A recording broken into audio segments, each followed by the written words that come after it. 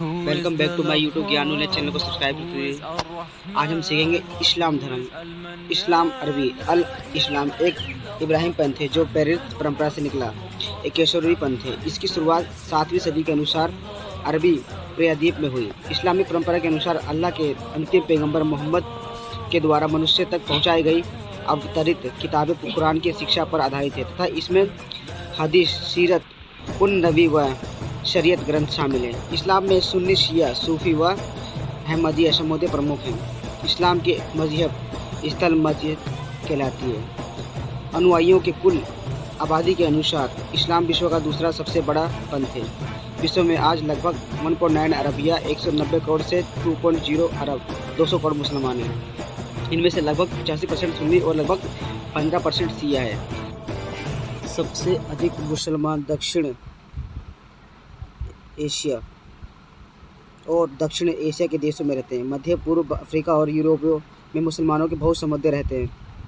विश्व में लगभग 56 देश ऐसे हैं जहां मुसलमान अधिक संख्या में। विश्व में कई देश ऐसे भी हैं जहां की मुसलमान जनसंख्या के बारे में कोई विश्वसनीय जानकारी उपलब्ध नहीं है। पैगंबर मोहम्मद साहब का जन्म 1570 ईसा में मक्का, सऊदी अरब में हुआ। उनके परिवार का मक्का के एक बड़े धार्मिक स्थल पर प्रभुत्व था। उस समय अरब में यहूदी, ईसाई धर्म और बहुत सारे समुदाय जो मूर्ति पूजक थे, कबीलों के रूप में थे। मक्का में काबे में इस समय लोग साल के एक दिन जमा जाते होते हैं और सामूहिक पूजन होता है। अपने खजीबा नाम की एक विधवा व्यापारी के लिए काम प्रारंभ किए के बाद शादी कर ली गई। अपने लोगों को यह बताना कि उन्हें परमेश्वर से संदेश आया कि ईश्वर एक ही है। वह इंसानों को सच्चाई तथा ईमानदारी की राह पर चलने को कहता है। उन्होंने मूर्ति पूजा का भी विरोध किया, पर मक्का के लोगों का ये बात पसंद नहीं आई। मदीने का सफ़र। मोहम्मद साहब को सन 622 में मक्का छोड़कर जाना पड़ा।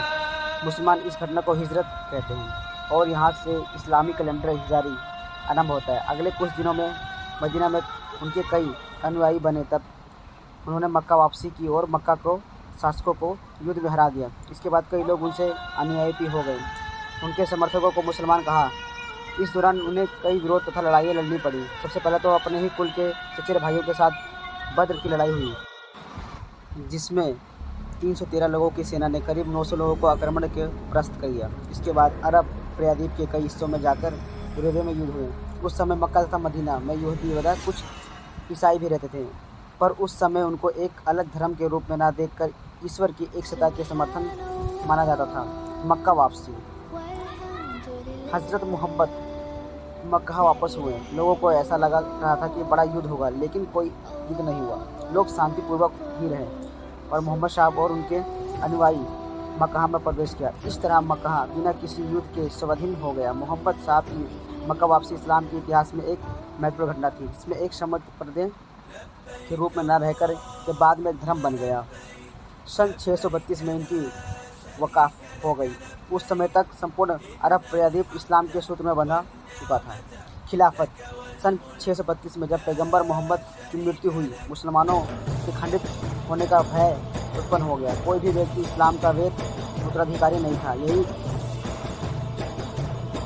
उत्तराधिकारी के इतने बड़े साम्राज्य का भी स्वामी होता। इससे पहले अरब लोग बेज़ंटाइना या फारसी सेनाओं में लड़ाकों के रूप में लड़ते रहे, पर खुद कभी इतने बड़े साम्राज्य के मालिक नहीं बने। उस समय खिलाफत की संस्था का गठन हुआ जो इस बात का निर्णय करता है कि इस्लाम का उत्तराधिकारी कौन है। मोहम्मद साहब के दोस्त अबू बकर को मोहम्मद का उत्तराधिकारी घोषित किया गया।